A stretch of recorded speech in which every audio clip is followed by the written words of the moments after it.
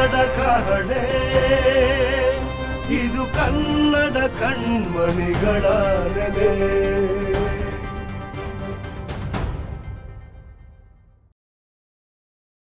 ಎಲ್ಲರಿಗೂ ನಮಸ್ಕಾರ. ಈಗ ನಾವು ಅಂತರ್ಜಾಲದ ಸುಳಿಯ ಬಗ್ಗೆ ನೋಡ್ತಾ ಹೋಗೋಣ.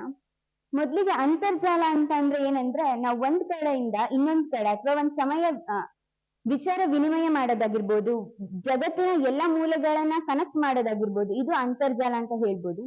ಇವಾಗ ಇದ್ರಲ್ಲಿ ಅನುಕೂಲ ಮತ್ತು ಅನಾನುಕೂಲತೆ ಎರಡು ಕೂಡ ಇರುತ್ತೆ. ಎರಡು ಇದ್ರೇನೆ ಅದು ಯಾವ್ದೇ ಒಂದ್ ವಿಷಯ ಆದ್ರೂ ಅನುಕೂಲ ಮತ್ತು ಅನಾನುಕೂಲತೆ ಇದ್ದೇ ಇರುತ್ತೆ. ಅದ್ರಲ್ಲಿ ನಾವ್ ಯಾಕೆ ತಗೊಂತೀವಿ ಅನ್ನೋದು ಬಹಳ ಮುಖ್ಯ ಆಗಿರುತ್ತೆ. ಅನುಕೂಲತೆಯನ್ನು ನೋಡ್ತಾ ಹೋಗೋದಾದ್ರೆ ಅಂತರ್ಜಾಲದಿಂದ ನಾವು ಮೊದಲನೇದಾಗಿ ಇವಾಗ ನಮ್ಮ ಯುವ ಪೀಳಿಗೆಗೆ ಸ್ಕಿಲ್ಸ್ ಏನ್ ನಾವು ಬೆಳೆಸ್ಬೇಕು ಅಂತ ಇದೀವಿ. ಇದು ನಮ್ಮ ಸರ್ಕಾರ ಸ್ವಯಂ ಅಂತ ಒಂದು ಆಪ್ ಏನಿದೆ ಅದ್ರ ಮೂಲಕ ನಡೆಸ್ತಾ ಇದ್ದಾರೆ. ಬೇರೆ ಬೇರೆ ಕೋರ್ಸ್ಗಳು ಏನಿದೆ ಗವರ್ಮೆಂಟ್ ಓರಿಯೆಂಟೆಡ್ ಸರ್ಟಿಫೈಡ್ ಆಗಿ ಕೊಡ್ತಾ ಇದ್ದಾರೆ. ಸೊ ಇದು ನಮಗೇನಾಗುತ್ತೆ, ಯುವ ಪೀಳಿಗೆಗೆ ಇದು ಒಂದು ಬಹಳ ಹೆಲ್ಪ್ ಆಗ್ತಾ ಹೋಗುತ್ತೆ.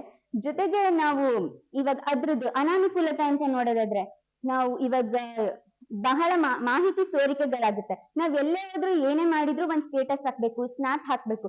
ಈ ತರದ್ರಿಂದ ನಮಗೇನಾಗುತ್ತೆ, ನಮ್ಮನ್ನ ಯಾರ್ಯಾರು ನೋಡ್ತಾ ಇರ್ತಾರೆ ಆ ಜಾಲದಲ್ಲಿ ಅಂತ ನಮಗೆ ಗೊತ್ತಿರೋದಿಲ್ಲ. ನಾವ್ ಯಾರ್ಯಾರಿಗೆ ಮಾಹಿತಿಗಳನ್ನ ಕೊಡ್ತಾ ಇದೀವಿ ಅಂತಾನು ನಮಗೆ ಗೊತ್ತಿರೋದಿಲ್ಲ. ಈ ಒಂದು ಕಾರಣದಿಂದ ನಮ್ಮ ಖಾಸಗಿ ಮಾಹಿತಿಗಳು ಏನೇನಿರುತ್ತೆ, ವೈಯಕ್ತಿಕವಾದ ಮಾಹಿತಿಗಳು ಎಲ್ಲರ ಕೈಗೂ ಈಸಿಯಾಗಿ ಅದು ಸಿಗ್ತಾ ಹೋಗುತ್ತೆ. ಸೊ ಇದ್ರಿಂದ ಬಹಳ ಅನಾನುಕೂಲತೆ ಕೂಡ ಆಗುತ್ತೆ.